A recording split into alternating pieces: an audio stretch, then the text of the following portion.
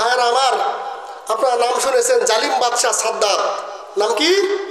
জালিম বাদশাহ সাদ্দাত। তিনি করলেন কি, তৎকালীন সময়ে নবী ছিলেন আল্লাহ নবী হযরত হুদ আলাইহিস সালাতু ওয়াস সালাম। 6টি নবীর নামে আল্লাহ রাব্বুল আলামিন সূরা দিয়েছেন। 6টি নবীর নাম হলো হযরত ইউসুফ আলাইহিস সালাতু ওয়াস সালাম, হযরত ইউনুস, হযরত হুদ, হযরত ইব্রাহিম, হযরত নূহ, আর আমাদের নবী মুহাম্মদ রাসূলুল্লাহ সাল্লাল্লাহু আলাইহি ওয়াসাল্লামের নামে সূরা।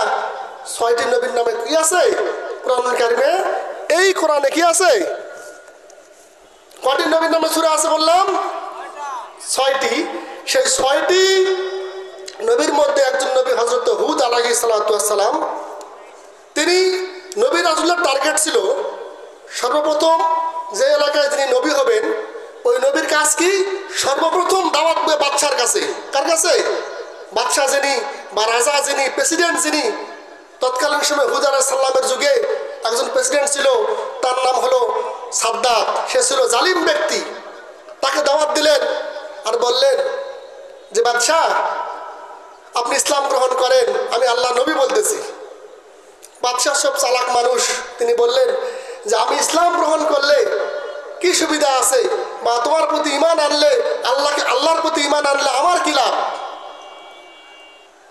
আল্লাহর নবী তখন বলেন, তুমি যদি ঈমান আনো আল্লাহর প্রতি, আল্লাহ রাব্বুল আলামিন আপনাকে জান্নাত দিবেন। কি দিবেন? জান্নাত দিবেন।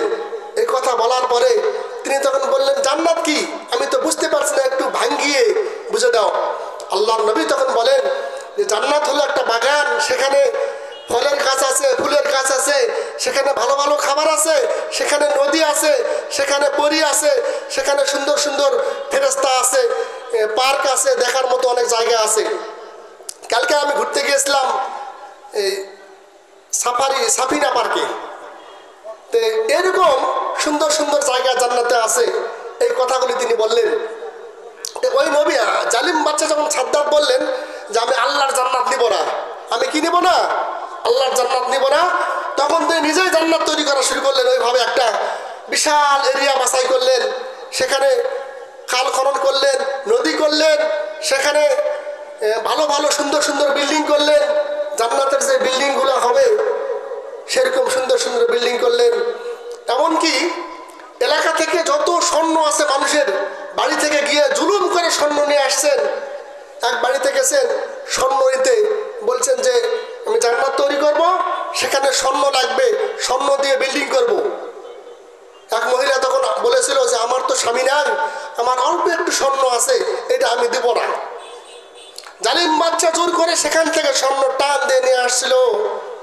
ওই মহিলা তখন আফসোস করে বলেছিল, জালিম বাদশাহ, আপনি যে স্বপ্ন নিয়ে জান্নাত তৈরি করবেন সেই জান্নাতে আপনি থাকতে পারবেন না। জান্নাত তৈরির কাজ শুরু হয়ে গেছে। বিশাল বিশাল বিল্ডিং করছে, সেখানে বাগান করছে, ফুলের ফলের ভালো ভালো খাবার, হোটেলের ব্যবস্থা করেছেন। সেখানে আছে শুনেছেন পরী, সেখানে দেশের সুন্দরী মেয়েদেরকে সেখানে নিয়োগ দিয়েছেন, যাদের বয়স 18 থেকে 20, এরকম ভালো ভালো মেয়েদেরকে সেখানে রাখা হয়েছে জান্নাতে সারিবদ্ধ করে। সকল কাজ শেষ।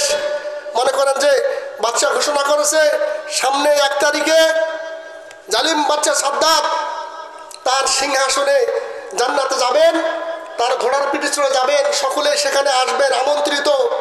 ভাই, যখন নেতা সামনে থাকে, পিছনে অনেকগুলো লোক থাকে না, তাদের পিছনে এই লোকগুলি আছে। এভাবে তার যানবাহন নিয়ে, বিভিন্ন লোক নিয়ে, দলবল নিয়ে তার বানানো তৈরিকৃত জান্নাতে ঢুকতেছেন, জান্নাতের গেটের কাছাকাছি গেছেন। এমন সময় জান্নাতের ভিতর থেকে একজন মুরব্বী আসতেছেন। কিন্তু জান্নাতের ভিতরে এত সুরক্ষিত ছিল, এত সুন্দর সাজানো ছিল, সেখানে বাইরে কোনো লোক ঢুকতে পারার কথা নয়। জান্নাতের ভিতর থেকে একজন লোক আসতেছে। তখন জালিম বাদশা, এই বাদশা তখন বললেন যে আপনি কে মুরব্বী, আপনি এখানে ঢুকলেন কিভাবে, কেন আসলেন? তখন পকেট থেকে কাটবার কাছে ভাবে, আমি মালাকুল মউত হযরত আজরাইল আলাইহিস সালাতু ওয়াস সালাম। যে এই কথা বললেন, সঙ্গে সঙ্গে এই বাদশা সাদ্দাত ভয় পেলেন। তিনি বললেন যে ভাই মালাকুল মউত, আমি জানি আপনি আল্লাহর ফেরেশতা, আমি বিশ্বাস করি, কিন্তু আমাকে একটু সময় দাও, আমি আমার স্বপ্নের জান্নাতে ঢুকবো আর বের হয়ে চলে আসবো। আইনামা তাকুনু ইদরিকুমুল মাউতা ওয়ালাউ কুনতুম ফি বুরুজিম মুশাইয়াদা। আপনি যদি সুদীর্ঘ প্রাচীর করেন, বিশাল বিল্ডিং করে মাটির নিচে যদি আপনি এসি ঘর করে থাকেন, সেখানেও চলে যাবে মালাকুল মউত। কথা বলেন ঠিক কিনা? এই বাদশা সাদ্দাত ফেরেশতাকে বলল, মালাকুল মউতকে বলল যে মালাকুল মউত আমাকে একটু সময় দাও, 1 মিনিট আমি ঢুকবো আর বের হব। ফেরেশতা বললেন আর হবে না, আর সুযোগ নাই। তো ভাই, অনেকেই মনে করছেন যে শহরে একটা বাড়ি করব, সেখানে থাকবো কি না এমন কোনো গ্যারান্টি আছে? আমার প্রমাণ আমি দেখেছি, কয়েকটা লোক আমার পরিচিতের মধ্যে শহরে বড় বড় 4তলা 5তলা বাড়ি করছে, বাড়ি করাও শেষ, ওই বছরই মারা গেছে। তাহলে দেখেন, আমরা স্বপ্ন দেখি এই করব সেই করব, এত টাকার মালিক হব, এত কিছু করব, কিন্তু এগুলো কি ভোগ করার ক্ষমতা আছে মানুষের? অনেক সময় নাই। ভাই, মানুষ মনে করেছিল যে এখন দল করি, আওয়ামী লীগ করি, কিছু টাকা ইনকাম করে নেই, শেষ বয়সে বসে বসে খাবো। আচ্ছা বলেন তো ভাই, এটা কি বসে বসে খেতে পারতেছে মানুষ? বরং যারা মনে করেছিল তারা এখন জেলখানায় ঢুকে ঢুকে মরতেছে। কথা বলেন ঠিক কিনা? মানুষ যেন এটা না মনে করে জীবনে কিছু ইনকাম করে নেই, শেষ বয়সে বসতে হয় খাবো। তার প্রমাণ দেখেছি। শিক্ষামন্ত্রী ডাক্তার দীপুমণি, ওনাকে যখন জেলে তোলা হলো, আমি নিজে দেখলাম মানুষ তাকে ঘুষি মারলো।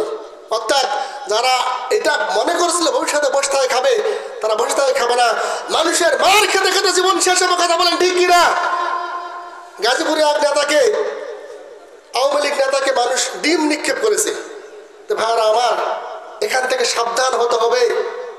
শেখ মুজিবুর রহমান বলেছিল যে সোনার বাংলাদেশ, জিয়াউর রহমান বলেছিলেন যে সবুজ বাংলাদেশ, এই স্বৈরাচার হাসিনা কি বলেছিল?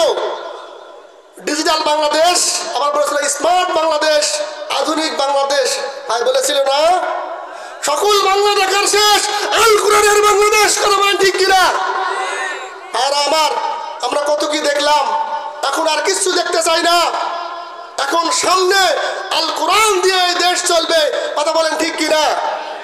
ভাই, কারা কারা জীবনে একবার হলো দেখতে চান এই দেশ কোরআন চলবে, তারা একটু আল্লাহকে 2 হাত তুলে দেখায়, লিল্লাহে তাকবীর, আল্লাহু আকবার, হাত নামান। ভাইরা আমার, আমাদের স্বপ্ন আমরা দেখতে চাই, অনেক কিছু দেখলাম। এবার দেখবো কি, এবার সংসদ চলবে এই কোরআন দিয়ে। সত্য বলছি ভাই, যদি মানুষেরা সংসদ ভবন পর্যন্ত কোরআন নিয়ে যেত, তাহলে আল্লাহ রাব্বুল আলামিন এই মানুষের প্রতি এত খুশি হতেন, ভাষায় প্রকাশ করা যাবে।